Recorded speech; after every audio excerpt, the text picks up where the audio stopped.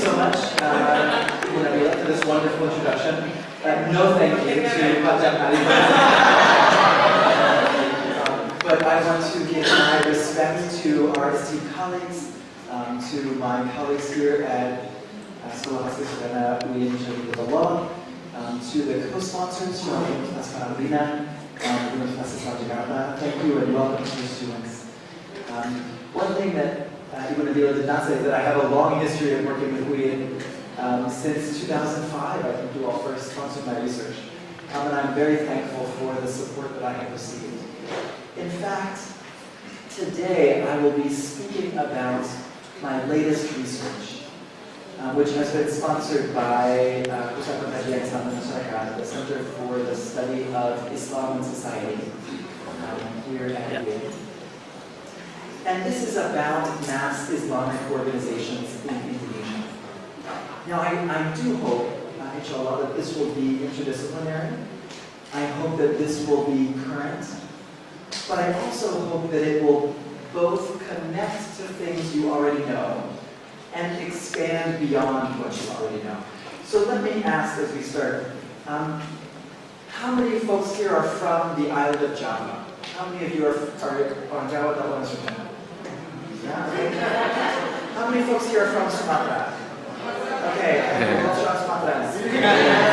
Anyone from Sulawesi? Sulawesi, yes, thank you, awesome. How about Kalimantan? Good, a couple of Kalimantan folks. I don't want to Lombok. Yes, thank you.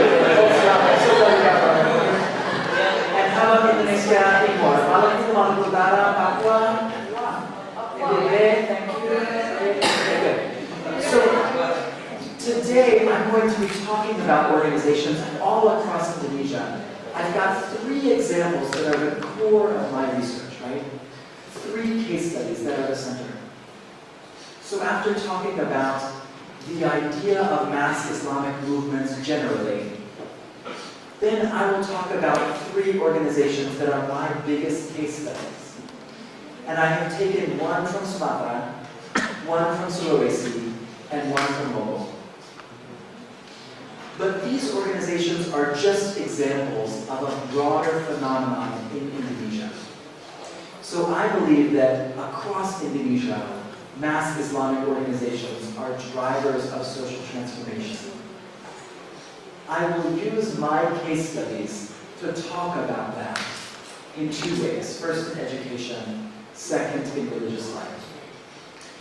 And then to close, we will ask some questions.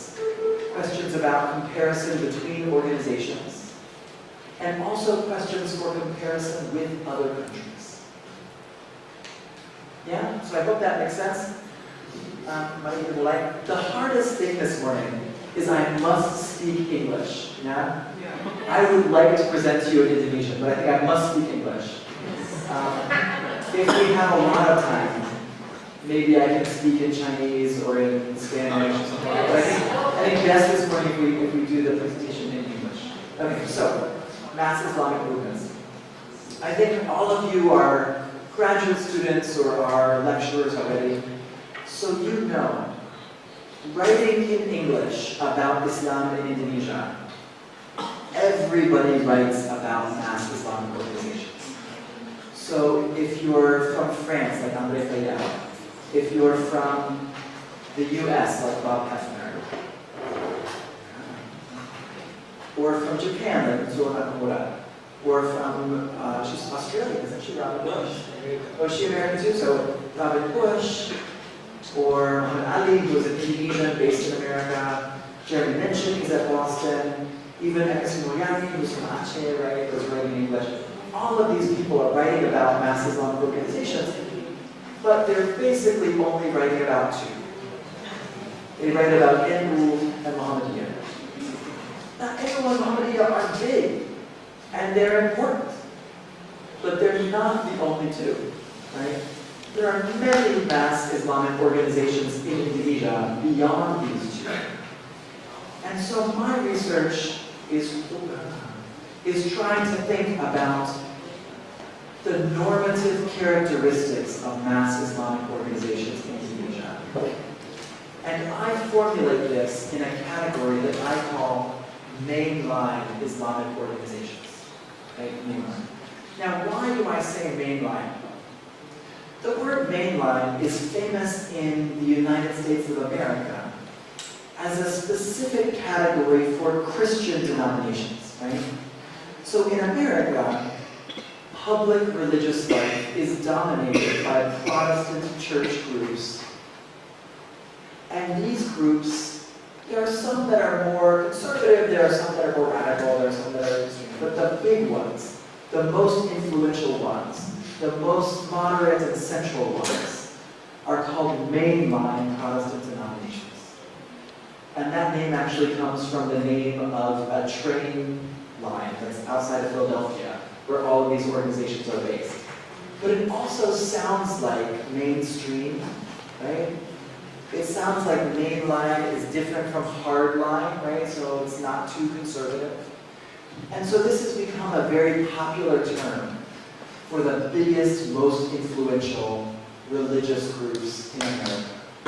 Now, I think that is a useful term to talk about the biggest and most influential Islamic groups in Indonesia.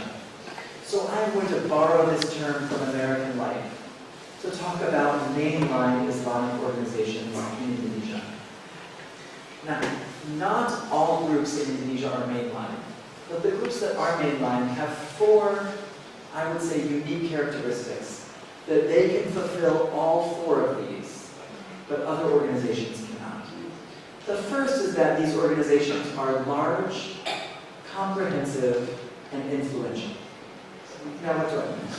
Large, I think we understand, right? NU or Muhammadiyah or Jamiat al-Ashriya or these others, DDI, Al-Rishad. These are very large. They have hundreds of schools. They have tens of thousands of followers, right? These things are large. What do I mean when I say comprehensive? I think for comprehensive, Muhammadiyah is the most sort of obvious example. Do we have Muhammadiyah folks here? Anyone from Muhammadiyah? Okay, so this might be true of you. I apologize if I'm narrating your life. In Muhammadiyah, you can be born in a Muhammadiyah hospital, and then you go to a Muhammadiyah TK, and then sekolah Muhammadiyah, and then Universitas Muhammadiyah. If you're very lucky, maybe Pasca Sarjana Muhammadiyah, right? If you're even luckier, you can go to Pasca Sarjana at Universitas Islam Jakarta or Muhammadiyah or UIN, right? But many people go to Universitas Muhammadiyah. And then you will join a Majlis Ta'lim that is Muhammadiyah. And when you get a little bit sick, you go to a clinic Muhammadiyah. And you engage in amal sosial with Muhammadiyah, and you give your zakat to Lazismu. And then even when you die, right? Disolatkan di Masjid Muhammadiyah dan dikuburkan di tempat So everything, right? From when you are born until when you pass away, everything is Muhammadiyah, right? Muhammadiyah is really comprehensive, right? Now, all of the organizations that are in this mainline Islam category are comprehensive organizations. They talk about this as being three wings, right? They say education, propagation, da'wah, and social affairs. Right? So they all see themselves as doing comprehensive across education, propagation, and social affairs. But I think that this is something that is special about Indonesia. In other countries, you very often get an organization that will only do education or will only do social affairs. It's not as common outside of this country to have all of these together, right? Education, da'wah, and social matters. Okay, and then also in this category, I say that they're influential, right? And they are influential. We can see this in daily life. We can see this in national life. You know, when we talk about who determines what makes up Islam in Indonesia, right? What is the character of Islam? I think that influential groups are these mainline Islamic organizations, right? If you want to know what is Indonesian Islam, you ask NU, you ask Muhammadiyah, you ask Proses or Murti or Nahdlatul Watan, right? Mahbul Anwar, right? You're asking these mainline Islamic groups. So that's characteristic one. Characteristic 2 is that they are modern in structure. Now sometimes when I say this, NU people, their horns start to come out, right? I'm not saying that they are modernist theology. No. Some are modernist theology. But all of them are modern in structure. Now what does that mean? That means that they have a constitution and bylaws. Right? Constitution and bylaws. They have a structure of branches, and then they have sub-branches, and they have chapters, and they have little chapters, right? So they have this division of structure. And then at each level of that structure, they will have a head, and a secretary, and a treasurer. They have an education council and a social council, right? All of these are modern in structure. 200 years ago, we don't have a secretary and treasurer and education council, right? All of this is new, this is modern, right? When you think about Sufi brotherhoods, and Sufi brotherhoods here in Indonesia or in other parts of the Muslim world, right? I think of like northern Nigeria. In northern Nigeria, Sufi brotherhoods are very big, they're very influential, they also have education, but they are not modern in structure, right? They're still traditional in structure, right? You have this relationship between a teacher and a murid. You don't have a constitution and bylaws. So that makes them different from Indonesian mass Islamic organizations. In Indonesia, they are modern in structure. Constitution and bylaws, chapters, congresses, right? So they have all this. Number 3, Indonesian organizations are supportive of the form of the state, right? When we go to a conference with Nahdlatul Watan, they will always open whatever event it is by singing Indonesia Raya. When you pledge your bayat, your oath of loyalty to Nahdlatul Watan, one of the things that you pledge loyalty to is Negara Kesatuan Republik Indonesia, and to Pancasila, and to the 1945 Constitution, right? This is very supportive of the idea of a state. That makes these organizations different from organizations in Pakistan, from like Ikhwan Muslimin, right? Ikhwan Muslimin is not supportive of the Egyptian state as these organizations support Indonesia. The Gulen movement in Turkey is not supportive of the Turkish state in the way that these organizations support the Indonesian state. So these organizations are very engaged with the idea of Indonesianness. Right? Now, many of these organizations have branches abroad, right? You have NU in England, you have Muhammadiyah in Japan, you have branches internationally, but they're still supportive of the idea of the Indonesian state. This does not mean that they support the Indonesian governments at any given moment, right? Maybe some of these organizations are fighting against the Jokowi administration, but they still like Indonesia, right? None of them want to break up Indonesia. None of them want to establish a caliphate. They support the idea of the Indonesian state. At the same time, these groups are not controlled by the Indonesian state. Maybe Nabila, I think you are Malaysian, yeah? I can tell by your way on number. In Malaysia, so much of religious life is dominated by the government, right? So at the level of the states in Malaysia, you have the Sultanate, right, the sultanates, that really control a lot of religious life. In Brunei, right? In Brunei, it's even more serious. Every aspect of religious life in Brunei is controlled by the Sultan's government. In Indonesia, no. I cannot tell. Does the Ministry of Religion control NU, or does NU actually control the Ministry of Religion, right? When we look at setting the day for Eid al-Adha, Eid al-Fitr, Maulid, right, which I think will happen tomorrow, Maulid, you don't go to the Ministry of Religion, you go to NU, right? NU and Muhammadiyah are the ones who set the days for Eid al-Fitr, Eid al-Adha, right? These groups are not controlled by the Indonesian state. They're still independent groups, right? Now, when looking at these 4 characteristics, there are many groups in Indonesia that can fill all 4. But I have not found a group outside of Indonesia that can fulfill all 4, right? You have some groups, I mean, like imagine the Tablighi Jamaat, right? Or Jamaat Tabligh, right? These groups might be large and comprehensive, they might be modern in structure, but the Tablighi Jamaat really doesn't care about the state, right? It doesn't support the state in Pakistan or India, it also doesn't support the state in other places, it just doesn't care about the state. When you look at maybe Malaysia or Brunei, you have organizations that are big, but they're controlled by the state, right? When you look at Islamic Muslimin or Gulen, these things are opposing the state, right? When you look at Sufi brotherhoods, they're not modern, right? They might support the state, they're not controlled by the state, but they're just not modern, right? So when I think about mainline Islamic organizations, I think Indonesia is unique because they can fulfill all 4 of these things at the same time.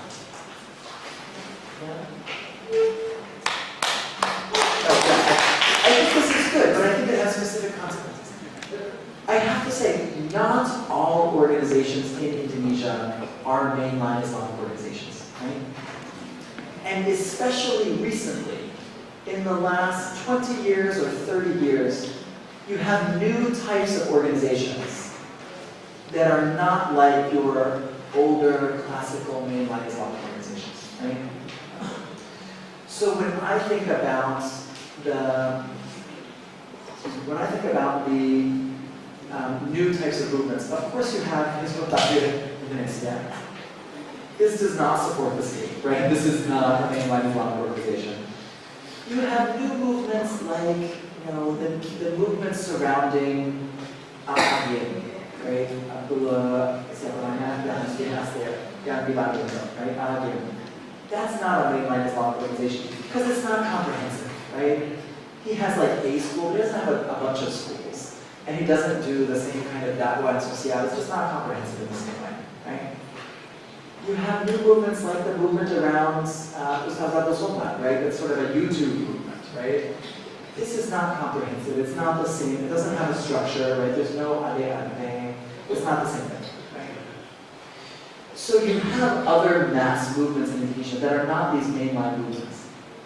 But for me, as an historian, when I think about the 20th century in Indonesia, the biggest phenomenon in Islamic life are mainline Islamic organizations. From the 19-teens until today, these are the biggest phenomena. So I will talk today about 3 case studies. And I tried to choose them across the archipelago. So it's no longer that. Do we have any anyone from Jamiatul No? Okay. Jamiatul Wasatiyah was born in Medan, but now the headquarters are here in Jakarta since 1985-86. But I still call it Medan organization because most of the history is still in Medan. If you go to Palu, you have Al-Khairat. Do we have anyone from Al-Khairat here? No? No? Okay, well, good. Then I'm the expert, yeah? No one can correct me, I'm the expert on that. And then we have Nahdlatul Watan. We have one person from Lombok. Are you one Nahdlatul Watan? No, okay, so good. I'm also the expert on Nahdlatul Watan, man, yeah. I'm the expert on all 3, it's great. So I will use these 3 organizations as case studies because these are representing different parts of the archipelago. These are very strong, very influential in their provinces. But they're also a little bit different, right? They each have their own characteristics. Now, these are not the only 3, especially historically. These are not the only 3. So I could talk about Darul Irshad in Sulawesi Selatan. I could talk about Perti in Sumatera Barat. I could talk about Mahdul Anwar in Jawa Barat. So here's a quiz. Does anyone know who's on the 5,000 bill? 5,000 rupiah. Who's on the bill now? Come on guys, we're coming up on Hari Pahlawan, lusa. Pahlawan nasional siapa yang hari ini berpuasa?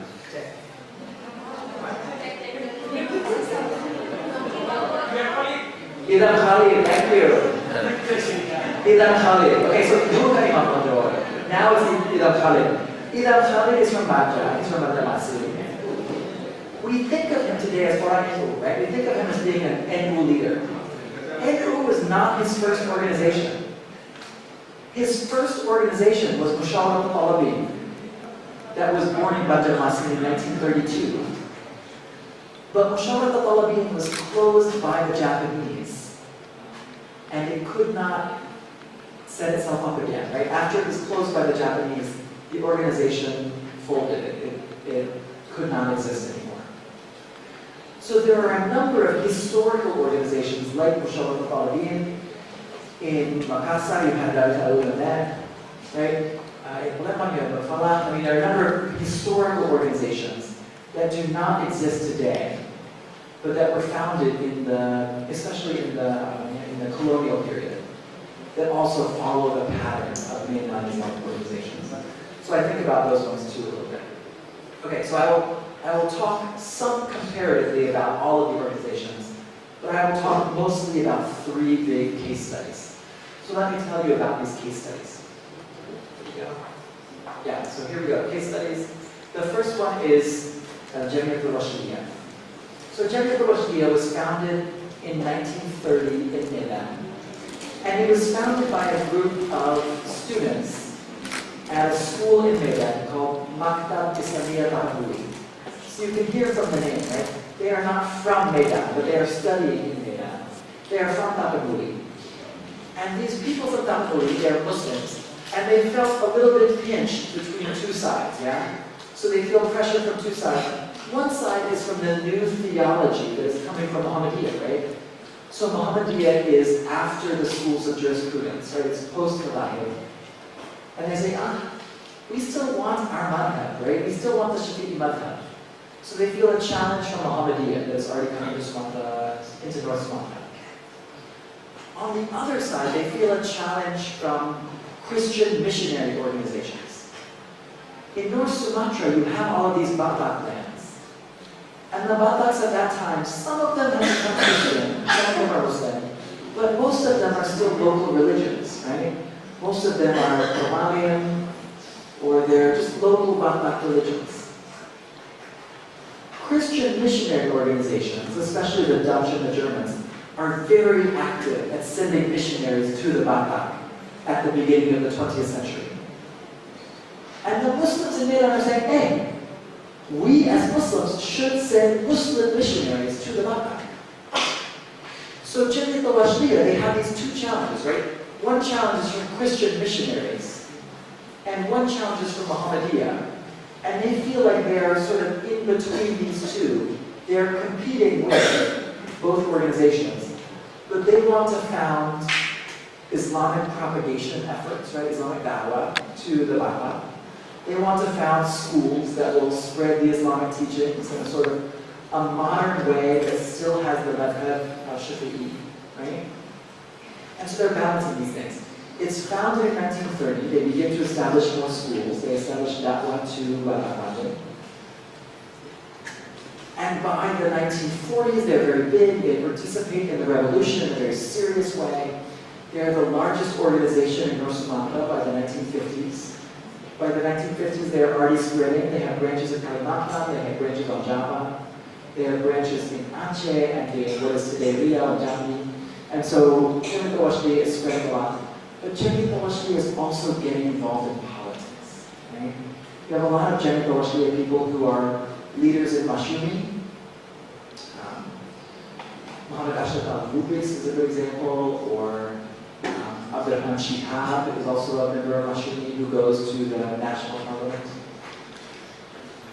By the 1970s, most of the Washidiyya leadership is involved in Qadiyya, and they're getting very involved in politics. And so Washidiyya doesn't look after, it doesn't protect its education and social efforts very strongly. Too many of its leaders, I think, are pulled into politics. By the 1980s, they moved the national headquarters here to Jakarta. And part of that is influenced by the regulations, right? They want to be a national organization, and so they want to move headquarters to Jakarta. Part of that is influenced by politics, that many of their major leaders are involved in Qadiyya, so they want to be here in Jakarta as well. Today, Jamiat al-Washiya is still very influential. Does anyone remember the 212 rally? And you have someone from MUI who came out and read the fatwa of MUI at the rally, right? That was the leader of Jamiat al-Washiya, who is the secretary of MUI Pusat, right? So MUI is still influential, right? They're the secretary of MUI Pusat. They are still the largest caucus in the DPRD Sumatera. So they're still a pretty big, influential organization. So Jamiat al-Washiya is my first case study. My second case study is Al-Khairat. Now, Al-Khairat, you've probably heard of this organization because they have some major national leaders. Professor ICIIS, Salim al-Jufri, right, is the grandson of the founder of Al-Khairat. Does anyone remember Fadil Muhammad? He's the former Minister of Fisheries, former Governor of Gorontalo. Fadil Muhammad, right? He is a leader of Al-Khairat. So this was founded as just a school in 1930. The school was founded by an Arab who was born in Yemen and traveled to Indonesia. His name is Sayyid Idris bin Salim al-Jufri. The airport in Palu is now named after him, right? Sis al-Jufri Airport in Palu. This was founded first as a school, and it was the most advanced Islamic school in Palu. And Sayyid Idris is a trader, so he likes to travel around Sulawesi and sometimes to Maluku and sometimes to Kalimantan. And as he travels, the villagers are saying, hey, we want a school in our village. And so Sayyid Idris will take one of his students and he will put that student in the village to establish a school. So very quickly, there are many schools that are being led by graduates of the Al-Khairat school in Palu, right? So he will put a teacher in Amrana, he will put a teacher in Poso, he will put a teacher in Perigi, he will put a teacher in Gorontalo, he will put a teacher in Donggala, in Ternate, right? And so he's establishing all of these schools across eastern Indonesia. And the schools come together in 1956 and they create an organization. Yeah? So this began first as a network of schools and only later became an organization. In 1956, there are a couple of reasons to become an organization. One is so that they can coordinate the curriculum between the schools. Right? So one reason is educational. Another reason is governmental. Right? In the 1950s, you already have a Ministry of Religion. The Ministry of Religion has jobs. Right? It has jobs to be the teacher for religion in public schools. It has jobs to be the head of the Kantor Urusan Agama. Al-Khairat people want these jobs. And they say, hey, we are better at getting the jobs if we create an organization, right? If we create a network and we can coordinate and make sure that we put our people in the jobs, right? So there's also an interest to get jobs. Excuse me. So, by the 1950s, they want to create an organization.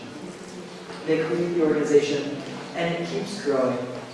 And today, Al-Khairat is the biggest Islamic organization in Central Sulawesi, in Gorontalo, in Maluku Utara, I think also in Kaltara, right? But they have branches all across eastern Indonesia. One of the interesting things about Al-Khairat is that the supreme leader, the Ketua Utama, and the general head, Ketua Umum, are always Arab, and they are always descendants of Sayyid Idris bin Salim al-Jufri. Right? Today it's Sayyid Sadaf and Sayyid Abdullah. Right? Both of them are grandsons of Sayyid Idris. But the Secretary General, the Secretary General, is never an Arab. You cannot have an Arab be the Secretary General. It's always another ethnicity. But this can be so many different ethnicities. So they have had a Secretary General who was Kaili, which is the ethnicity of Palu. They've had them from Amana. They've had them from Bugis. They've had them from Banjar. They have even had a Secretary General who was orang keturunan Tionghoa Walif. Right? Imagine, can you have a Chinese Secretary General of Muhammadiyah? I don't think so. But in Al-Khairat you can.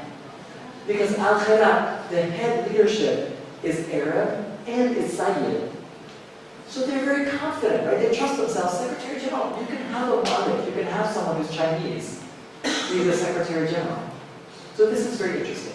It brings together so many ethnicities from Eastern Indonesia, all together in one organization of Al-Khairat. Okay, Al-Khairat is my second case study.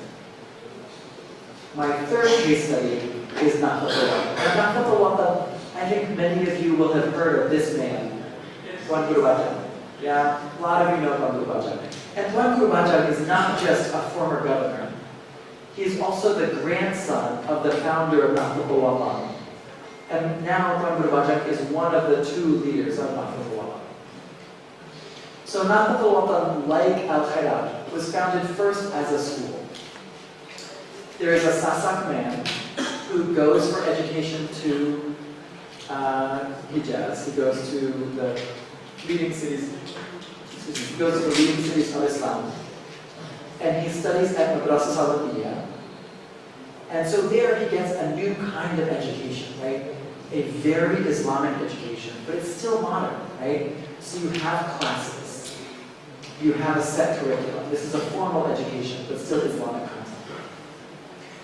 He studies at Madrasah Salafiyah for 9 years. Then he comes back to Lombok, and he establishes the Nahdlatul Watan school on Lombok.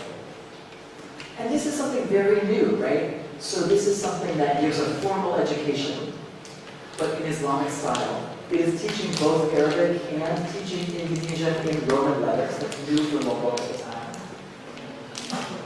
7 years after he founds Nahdlatul Watan for boys, he founds a school for girls called Nahdlatul Watan. Right? So that's 1942. And then just like Al-Khairat, over time he founds many other branch schools. So the alumni of Nahdlatul Watan in Pancor will found their own schools in Bayan, or found their own schools in Mataram. And then these schools will turn into branches of Nahdlatul Watan. And it becomes an organization in 1953. So you have an organization from 1953. One of the reasons why Nahdlatul Watan became an organization then is because of politics. Now what happened with politics in 1953? 1952. What happened to politics in 1952?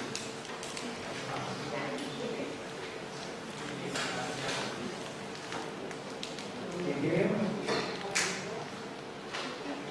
NU leaves Masyumi. Right? So Masyumi is split in two. NU leaves Masyumi, becomes its own political party.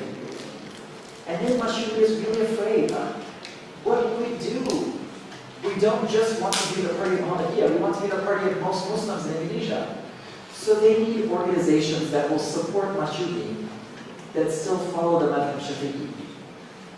So Masyumi leaders come to Lombok and they say to Muhammad Zainuddin Abdul Majid, the leader of Nahdlatul Watan, they say, hey, quickly, make an organization, not just a bunch of schools, make an organization, and then have that organization join Masyumi as an extraordinary member. And so one of the reasons why Nahdlatul Watan is founded as an organization in 1953 is so that it can support Masyumi in politics. Now, Nahdlatul Watan is very successful. It develops over the years. After 1967, it strongly supports Suharto and it supports Golkar. They build many schools, they build universities. They are totally dominant on Lombok. So, I mean, like, Nahdlatul Watan, the number of people who come to the annual celebration of the founding, the anniversary of the founding of Nahdlatul Watan, is tens of thousands of people. Some would say hundreds of thousands of people. I was there in 2010, and it was at least 100,000 people. I swear, it was 100,000 people on Lombok, right? This is not Jakarta, this is Lombok, right? So many people. But Nahdlatul Watan had a crisis in 1997, right? In 1997, the founder of Nahdlatul Watan, Muhammad Zainuddin Abdul Majid, he's now a Pakatan Nasional since 2017. Muhammad Zainuddin Abdul Majid, he dies. And then the organization doesn't know who should become the leader. He does not have any sons. He has 2 daughters. So in the 1970s, he tried to make his son-in-law from the first daughter into the head of the organization. It didn't work. Right? That's the father of Tuan Guru Bajang. But after 5 years, Muhammad Zainuddin Abdul Majid said, no, I think he's a bad leader. I don't want him. So that son-in-law cannot do it. So in the 1990s, the son-in-law from the second daughter becomes sort of his wakil, right? his heir to become the head of the organization. But Muhammad Zainuddin Abdul Majid, when he passes away, he's like 90 years old. He's so old that only 40 days after he passes away, his son-in-law also passes away. So then who will become the leader? So they don't know. So in 1998, they have an organizational congress. And there's a lot of fighting and who should become the leader, we don't know. Outside of everyone's expectations, outside of everyone's imagination, the second daughter is chosen as the leader at the Muktamar. Right? A woman is the leader of a mass Islamic organization. That's a big deal, right? To have a woman as a leader. That's kind of exciting. It's kind of radical. And so there are many people who do not support this, including the older sister.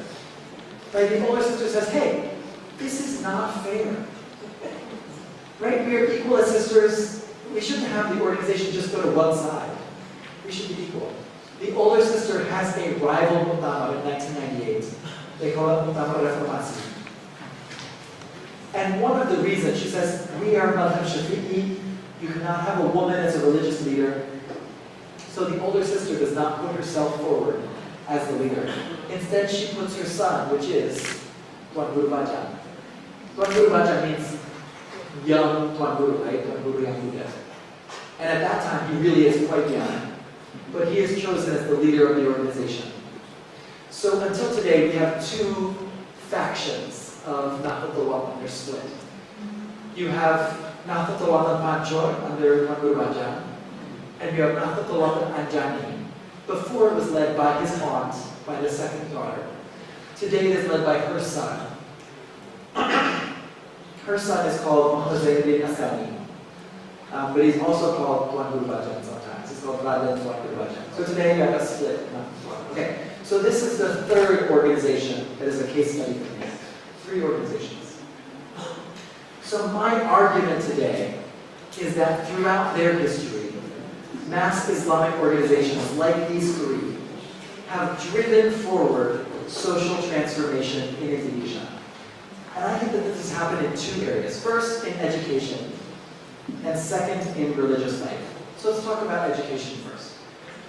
What kinds of social transformations in education? First, they're changing the way that Muslim communities think about and engage in education. Before modern Islamic organizations, most Islamic education in Indonesia was halakha style, right? Where you're sitting on the ground, sitting on the floor, in a circle, and you study a text until you master the text, right? So you don't have grade levels, you don't have set curriculum, you don't have classrooms, you don't have desks, you don't have chairs. These Islamic organizations are the leaders in changing Islamic education into modern formal education, right? Al-Khairat and Nahdlatul Watan and Jamiat al-Washliyah are the ones who are bringing classrooms and chairs and desks and curriculum and studying Islamic education in Bahasa Indonesia, right? Not in Arabic, not in Bahasa Lokal, but in national language. That's brought by these organizations. These organizations are expanding educational opportunities to new places, right? The majority of Indonesians in 1945, the moment of independence, still could not read or write because there were not enough schools. These organizations are setting up schools in new villages, in new places that did not have schools before. If they did have schools, the schools were only studying Aksara Arab. These schools are the ones who are the first ones to teach huruf Latin, right, the Roman alphabet. And so they're expanding education to new places. That's transformative, right? That brings social transformation. Even if the people are not becoming ulama, all of a sudden they can read and write. This makes them better citizens for Indonesia. It makes them better workers and companies. This is a social transformation. These organizations are expanding educational opportunities for women. Even if women had chances at education before, they did not have chances at Islamic education on Lombok, or in Central Sulawesi, or in Batak lands, right? This is new educations for women. They're also formalizing the educational standard. At first, they're competing with missionary schools in a lot of places. So they're teaching things that the missionaries are teaching. You know, Al-Khairat would teach accounting and mathematics. In Jamiat al-Washliyah, they're also teaching sort of modern education to compete with the missionaries. So they're teaching science, they're teaching math. They're also bringing Islamic education up to national standards, right? So they are teaching things like, you know, Bahasa Indonesia. They are teaching national education. This is before it's required, right? Before the 1970s. They're already standardizing their education, formalizing it to make it more national. So this is also a social transformation. And finally, many of these organizations are transforming education by connecting more Indonesians to Middle Eastern educations. Right? Muhammad Zainuddin Abdul Majid, who founded Al-Khairat, he sends people back to his alma mater in Madrasah Salafiyah, right? From Matul Anwar, from Persis, from Purbi, all of these organizations are sending people, Musharraf Al-Awliyin, since Ibn Khalid, they're sending people for education in Mecca, in Medina, in Cairo, in Yemen, and so they're connecting people. So let me talk about the 3 case studies. For Jamiat al-Washliyah, they're expanding education to the Batak, to Tanah Batak, right? To the interior of North Sumatra. They are formalizing Islamic education for traditionalists. Muhammadiyah is already making this formal, right? Another mainline Islamic organization is already doing formal education, not halakha education. But Jamiat al-Washliyah is expanding that for traditionalists, people who still have the Shafi'i madhab. And they also funded students to go to the Middle East, right? They especially funded students to Mecca and to Cairo to extend their education. Jamiat al-Washliyah was very interesting because they created a private Islamic university in 1958. For Sumatra, that is very early. You had state universities, but for a private Islamic university, 1958 is very early. And that allows Islamic education to continue at the higher levels, especially in the realm of education and law. Those are the 2 big ones. Okay, so that's Jamiat al-Washliyah. Thinking about Al-Khairat, you know, Sulawesi Tengah, Central Sulawesi, had so few schools in the 1930s, 40s, and 50s. It had very, very few schools.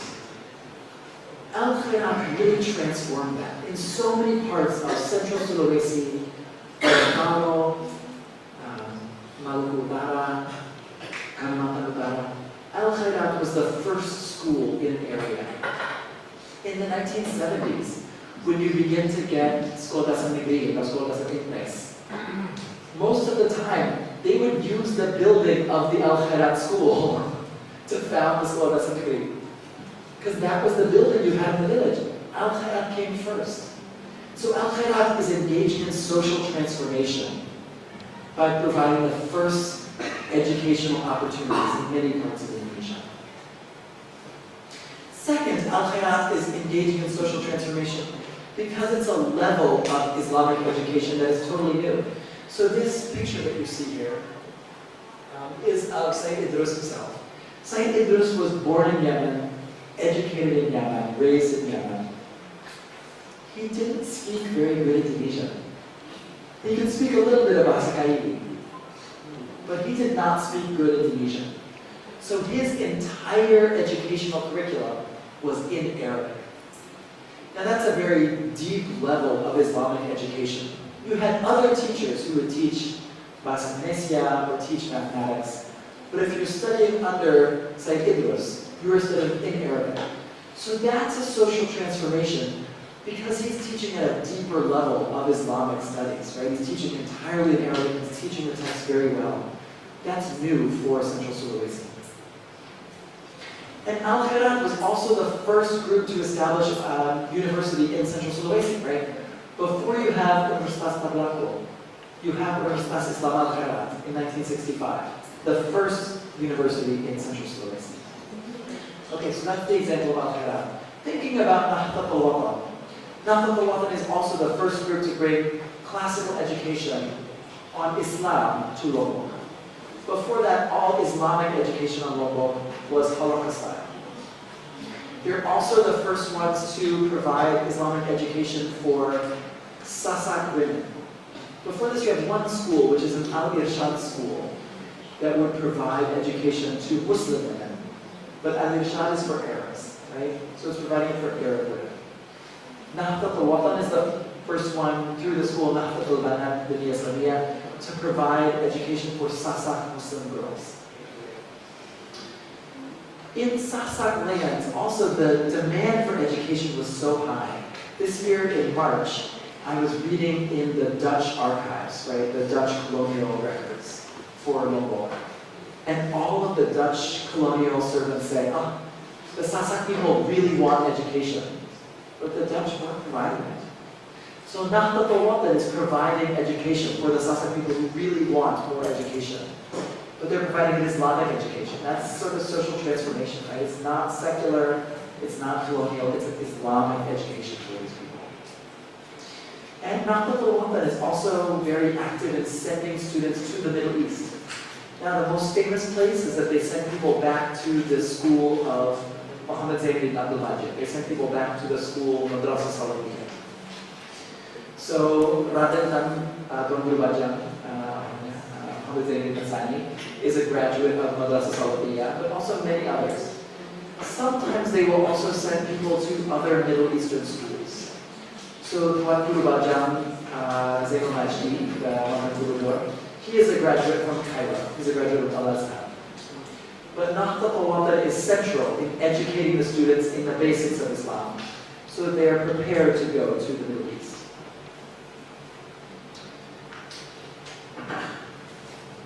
The second way that I think mainline Islamic organizations are driving social transformation is in the area of Islamic authority and religious life.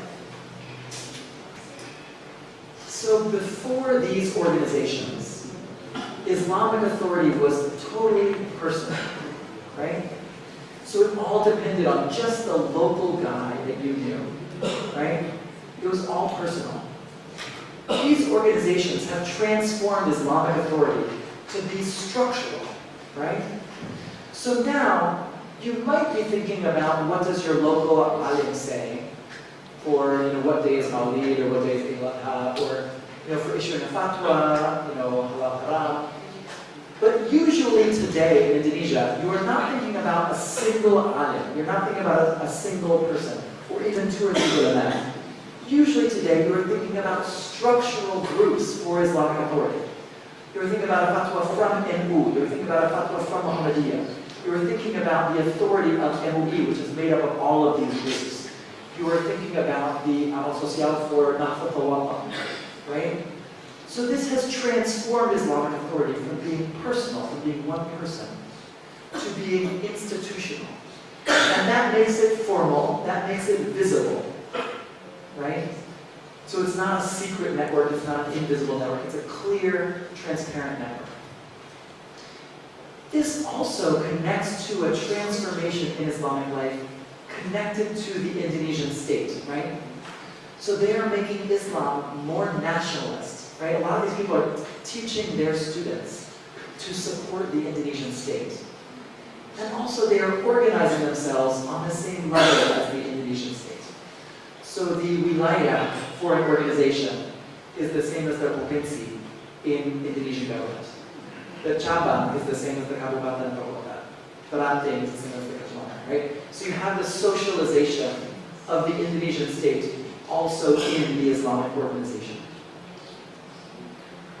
One of the big transformations of Islamic life in Indonesia in the 20th century is the relationship between the Islamic religion and local culture.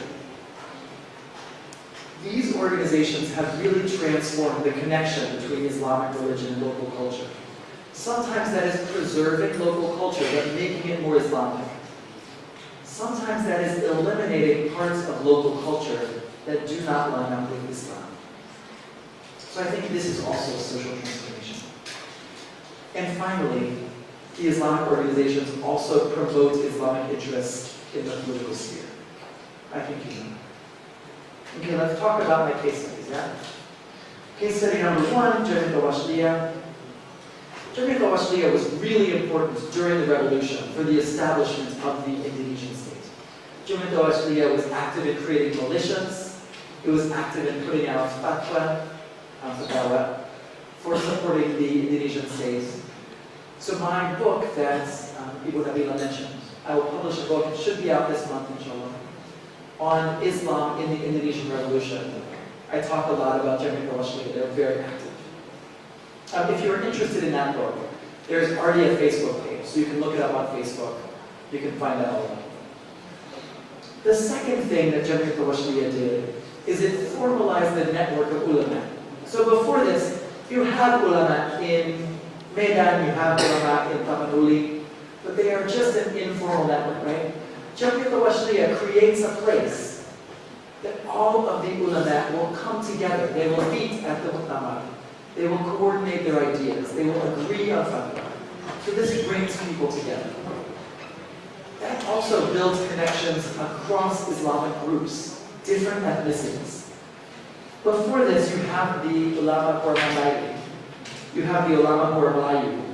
But they don't really talk to each other, right? Jamiat al-Washliyah allows people to talk between the Minang and the Javanese and the Melayu and the Mandailing, who are all in Medan. And now they are talking to each other. And of course, Jamiat al-Washliyah is strongly drawn into political issues.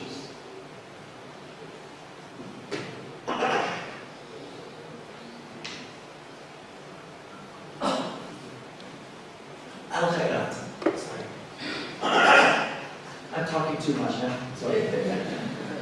Al-Khairat is also very involved in social transformation. One basic level of social transformation for Al-Khairat is it is converting many people to Islam. Right? Their da'wah activities in Central Sulawesi are very active. And many people who before are practicing local religions convert to Islam with Al-Khairat. So that's a major social transformation. Very clear. The people who are already Muslim in Central Sulawesi or Gorontalo or Bantutara or Patara, many of them, their understanding of Islam was not very full. They have a basic understanding of Islam, but not very deep, not very complete. So Al-Khairat is also engaging in social transformation by teaching a deeper understanding of Islam. And that causes people to change their culture, right? So maybe they stop eating things that are not halal. Maybe they change the relationship between men and women in the village. Maybe they are engaged in different connections between different Muslims. But they are changing their social life because of the deeper level of understanding of Islam. Al-Khairat also brought together different ethnicities.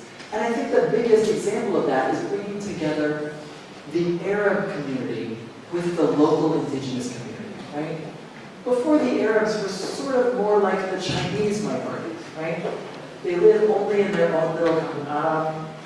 They don't mix with the locals in Eastern Indonesia.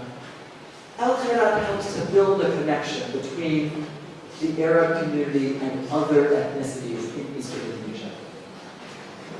And then lastly, I think Al-Khairat also builds support for the Indonesian state because they are functioning at the same level of the Indonesian state. They are teaching Bahasa Indonesia in their schools. They are supporting the idea of nationalism. That's also social transformation. from the 1940s until 1930s until the 1950s. Okay, the third case study is Nahdlatul Watan. Nahdlatul Watan has a very interesting relationship with local culture. So we still have one person from Sasak. Any other Sasak? One Sasak that came in later on? No, okay. So you know what Murisan is, right? Yeah, so does anyone else know what a Murisan is? No. In Sasak traditional culture, you have different stages of life, right? So you were a baby, and then you were a child, and then you were a young person, and then you were an adult. And at each stage, you have a transition from one stage to the other, right? So like transition from being a young person to being an adult is you file your teeth, you straighten your teeth. Murisan is a tradition where you go from being a baby to being a child, right? So this is like the first transition in life. And what happens is you get your first haircut, right? So the first time that you formally cut your hair is a really special event, right? And the baby is washed and you get a haircut. This is a traditional Sasak event. It's actually not related to Islam, right? Other ethnicities do not have Murisan. In, Pakistan or in Senegal, they don't have a haircut. That's not a thing, right? But in traditional Sasak adat, Murisan is really important. For Nahdlatul Watan, they made the Murisan Islamic. So today, if you go to Pancho or you go to Eastern Lombok, the person who will cut the hair is not the Ketua Adat. It's an alim from Nahdlatul Watan, right? It's a guru agama from Nahdlatul Watan. So this changes local Sasak culture to make it Islamic. Now Murisan is part of becoming a member of the Islamic community. In other ways, there are parts of local Sasak culture that Nahdlatul Watan sort of made go away, right?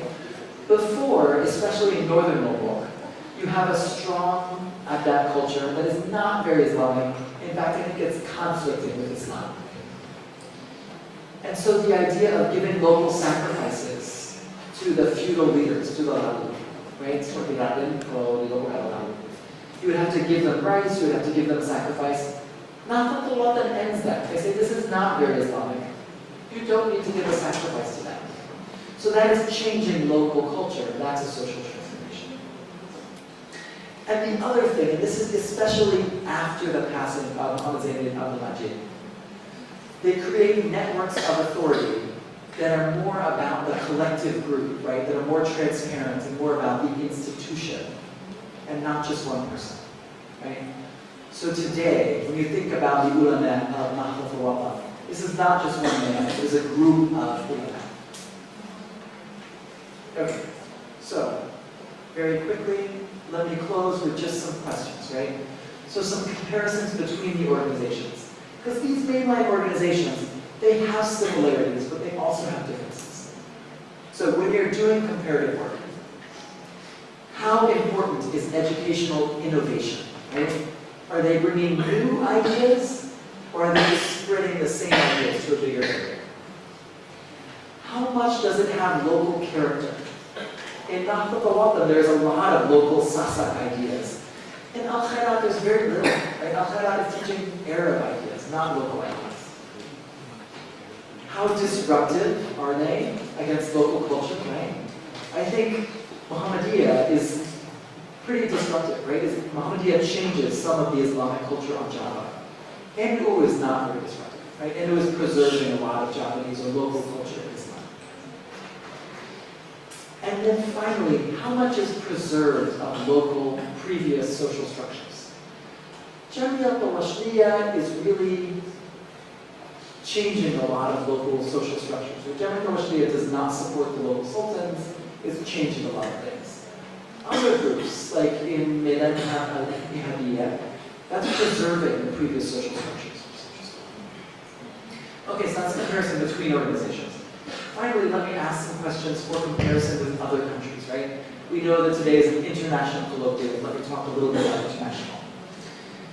So are other mass Islamic organizations also driving social transformation?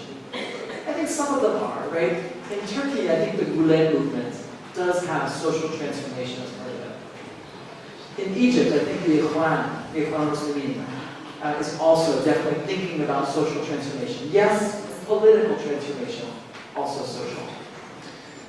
But some Islamic organizations are really not, right? Sufi brotherhoods in Nigeria or Senegal or Turkey, no, they're not doing social transformation. The Islamic organizations in the diaspora, right? In Britain, we have Islamic organizations. They are not doing social transformation, right? They're trying to preserve traditional Islamic culture for a diaspora population. Secondly, are other Islamic organizations in other countries able to build beyond just education? You get a lot of Islamic groups in minority Islamic contexts, right? In Thailand, in Myanmar, in the Philippines, in Cambodia, in India, that they are mass Islamic organizations, but they really only do education. Yeah? So are the other ones able to move beyond education for their social transformation? And finally, are the social transformations facilitated or hindered by mass Islamic organizations? You know, sometimes, and I think that some of this is true in Malaysia, right? Where the Islamic groups are trying to stop social transformation, right? They're trying to preserve the old culture, preserve the old social structure. They're not trying to push social transformation. I think that's interesting. Okay, so I have talked a lot. I have talked about the idea of mass Islamic organizations. I've talked about the 3 case studies. And then I've talked about how social transformation fits with these case studies. I am very excited to get your questions, to get your ideas. If you are not feeling bold enough to ask me today, then you can ask me by email. So here's my email. Or if you just want to read more about my work, most of my work that is published will be available on my academia page. And so there you can read my existing publications, you can read about some of my forthcoming works, and you can see the beginnings of this project through presentations. Later today, inshallah, I will put this PowerPoint up on that academia website if you would like to get a copy. Thank you very much for your attention. I apologize for my